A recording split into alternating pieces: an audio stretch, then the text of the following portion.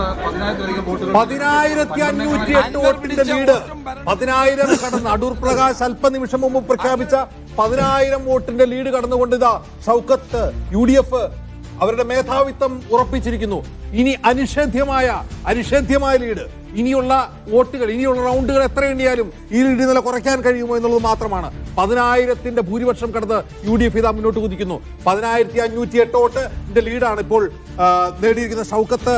5,179 vote ഈ റൗണ്ടിൽ നേടിയപ്പോൾ സ്വരാജ് 3,637 വോട്ട് മാത്രമേ നേടിയുള്ളൂ. ഈ തവണ 14ാം റൗണ്ടിൽ ലഭിച്ച ലീഡ് 1,542 വോട്ടിന്റെ ലീഡാണ്. അതായത് ഏത് റൗണ്ടിനേക്കാൾ കൂടുതൽ വോട്ട് ലീഡ് നേടിയിട്ടുള്ള ഒരു റൗണ്ടായി ഇത് മാറിയിരിക്കുകയാണ്. 1,542 വോട്ടിന്റെ ലീഡാണ് UDF ഈ ഘട്ടത്തിൽ നേടിയിട്ടുള്ള 10,000 വോട്ടിന്റെ ലീഡ് കടന്ന് ആര്യാടൻ ഷൗക്കത്ത് നിഷാദ്. ശരി, അതായത് നിലമ്പൂരിലെ ജനങ്ങളുടെ തീരുമാനം എന്ന് പറയുന്നത് UDFന് അനുകൂലമായ തീരുമാനമാണ്. 10,508 വോട്ട്, 10,000-നും മേലെ ഭൂരിപക്ഷത്തിൽ വിജയിക്കാൻ പോകുന്നുവെന്ന UDFന്റെ കോൺഫിഡൻസ് അച്ചട്ടാകുന്നതിന്റെ കാഴ്ചയാണ് നാം അവിടെ ഒന്ന് കാണുന്നത്. UDFനെ ദുർബലപ്പെടുത്തിയെങ്കിലും UDF വിജയിക്കുമെങ്കിലും ദുർബലപ്പെട്ട് വിജയിച്ചോളുമെന്ന PV അൻവറിന്റെ മോഹം പോലും അവിടെ പൂവണിഞ്ഞില്ല എന്നതാണ് കാഴ്ച. 10,000ന്റെ പരിസരത്ത് PV അൻവർ അവസാനിക്കുകയാണ്. ആര്യാടൻ ഷൗക്കത്ത് അസ്ലമിനെ കിട്ടേണ്ട അസ്ലം, നിലമ്പൂർ മുനിസിപ്പാലിറ്റിയിലെ ഈ കൂറ്റൻ ലീഡ് എന്തിന്റെ സൂചനയാണ്?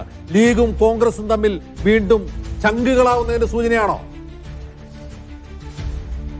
എഫക്ട് ഇല്ലാതെ LDFും UDFും നേരിട്ട് പറ്റിയ സ്ഥലമാണ് മുനിസിപ്പാലിറ്റിയിൽ വലിയ ലീഡിലേക്ക് 2000-ന് പുറത്തേക്ക് ഇപ്പോൾ തന്നെ ഇനിയും ഒരു പകുതിയോളം ബൂത്തുകൾ എണ്ണാനിരിക്കെ ഇനിയും 2000-ന് മുകളിലേക്ക് പോയി എന്നതിന് അർത്ഥം ഒരു പ്രതീക്ഷന് അപ്പുറത്തേക്ക് പോകുന്ന LDFും UDFുമായിട്ട് നേരിട്ടുള്ള പോരാട്ടത്തിൽ ഭരണവിരുദ്ധ വികാരത്തിന്റെ എല്ലാ ആനുകൂല്യവും UDFിന് ലഭിക്കുന്നുവെന്ന് വേണം കരുതാൻ. അതായത് ഭൂരിപക്ഷം അവർ പ്രതീക്ഷിച്ച 12,000-ലേക്ക് അപ്പുറം കടക്കാനുള്ള സാധ്യതയാണ് ഇപ്പോൾ കാണാൻ കഴിയുന്നത്. ഇവിടെ ഭരണവിരുദ്ധ വികാരത്തിന്റെ പങ്കുപറ്റാൻ PV അൻവർ ഉണ്ടായിരുന്നില്ല. അതുകൊണ്ട് തന്നെ വളരെ കൃത്യമായ ലീഡ് അവർക്ക് നേടാൻ കഴിഞ്ഞിരിക്കുന്നു. LDF ഭരിക്കുന്ന മുനിസിപ്പാലിറ്റിയാണ്. മാത്രമല്ല LDFിന് കനത്ത ശക്തമായ സംഘടനാ സംവിധാനമുള്ള സ്ഥലമാണ് മുനിസിപ്പാലിറ്റി. അവിടെ ആര്യാടൻ ഷൗക്കത്തിനെതിരെ വലിയ അതൃപ്തി ഫാക്ടേഴ്സ് ഉണ്ടായിരുന്നു. അദ്ദേഹം ഭരിച്ച സമയത്തും മറ്റോ വ്യാപാരികളൊക്കെ ഉണ്ടാക്കിയ ചില അഭിപ്രായ വ്യത്യാസങ്ങളൊക്കെ ഉണ്ടായിരുന്നു. അതൊക്കെ തന്നെ ഒരു എതിർ പ്രതികൂല ഘടകമായി മാറുമെന്ന് LDF കരുതിയതാണ്. പക്ഷെ അതൊന്നും പ്രതിഫലിച്ചില്ല. പകരം സർക്കാരിനെതിരായ വികാരം കൃത്യമായി പ്രതിഫലിച്ചപ്പോൾ കൃത്യമായ ഗ്യാപ്പോടുകൂടി 2000-ലധികം ഭൂരിപക്ഷത്തോടുകൂടി ഇപ്പൊ തന്നെ നിലമ്പൂർ മുനിസിപ്പാലിറ്റി മുന്നിലാണ്. ഇനി ഒരു 5-6 വാർഡുകൾ കൂടി അടുത്ത റൗണ്ടിൽ എണ്ണാനുണ്ട്. അതോടുകൂടി കുറച്ചുകൂടി 2000-ന് മുകളിലേക്ക് 3000-ഓളം വരുന്ന ഒരു ലീഡിലേക്ക് മുനിസിപ്പാലിറ്റിയിലേക്ക് കടക്കും. ഇനി കടലായും ചുങ്ക അമരമ്പലം മാത്രമേ ബാക്കിയുള്ളൂ. അവിടെ ഈ കണക്കിന് പോവുകയാണെങ്കിൽ LDF UDF പോരാട്ടം.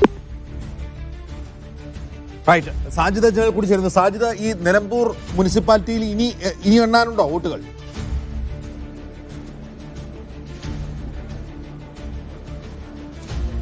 അജിൻസ്, അക്ഷരാർത്ഥത്തിൽ UDF തന്നെ ഞെട്ടിയിരിക്കുകയാണ്. കാരണം നിലമ്പൂർ നഗരസഭയിൽ ഒരിക്കലും ഇത്ര ലീഡ് വരുമെന്ന് അവർ പ്രതീക്ഷിച്ചിട്ടില്ല. 14ാം റൗണ്ടിൽ മാത്രം 1,542 വോട്ടാണ്. നമ്മൾ UDF നേതാക്കളുമായി രഹസ്യമായി സംസാരിക്കുമ്പോൾ ഒരു 500 വോട്ടിന്റെ ലീഡ് ഞങ്ങൾക്ക് ലഭിക്കുമെന്ന് പറഞ്ഞിരുന്നു.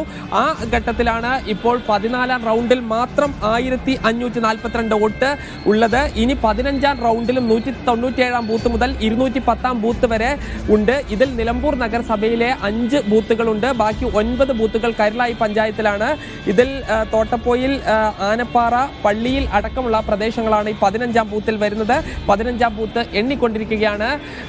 ഈ LDFിനെയും UDFിനെയും ഒരുപോലെ അമ്പരിപ്പിച്ചത് ഒരുപക്ഷെ നിലമ്പൂർ നഗരസഭയിലായിരിക്കും. പോത്തുകല്ല് ഉൾപ്പെടെയുള്ള മൂത്തേടം ഉൾപ്പെടെയുള്ള പ്രദേശങ്ങളിൽ പഞ്ചായത്തുകളിൽ ലീഡ് ഉണ്ടാകും.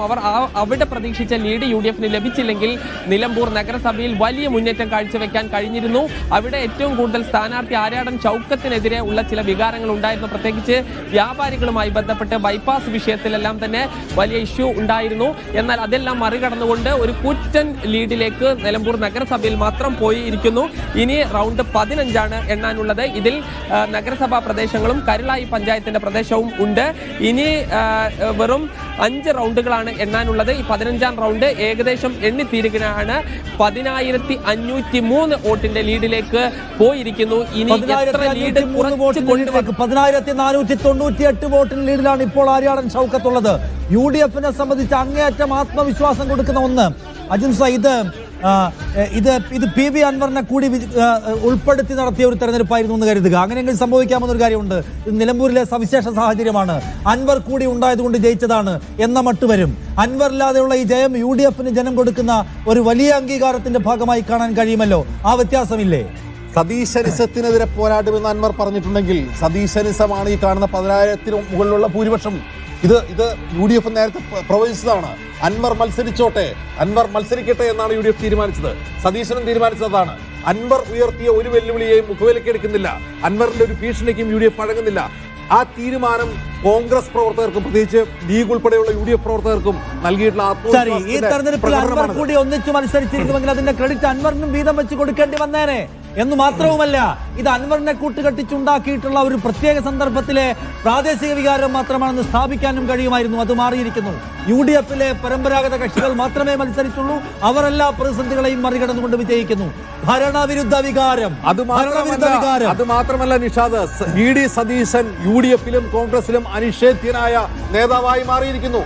VD സതീശന്റെ തൻപ്രമാണിത്വം, VD സതീശന്റെ അഹങ്കാരം, VD സതീശൻ പിണറായിക്ക് പഠിക്കുന്നു തുടങ്ങിയ വിമർശനങ്ങൾക്കുള്ള മറുപടിയാണ് ഈ 10,000-ന് മുകളിലുള്ള ലീഡ്. ശരി, VD സതീശൻ ഒറ്റക്കെടുത്ത തീരുമാനമാണ് PV അൻവറിനെ അടുപ്പിക്കാതെ മത്സരിക്കാനുള്ള തീരുമാനം. അതിന് തോറ്റുപോയാൽ അതിന്റെ ഉത്തരവാദിത്തം മുഴുവൻ അയാൾ പേറേണ്ടി വരുമെന്ന് വിമർശിച്ച ആളുകൾക്ക് VD സതീശനും അദ്ദേഹത്തിന്റെ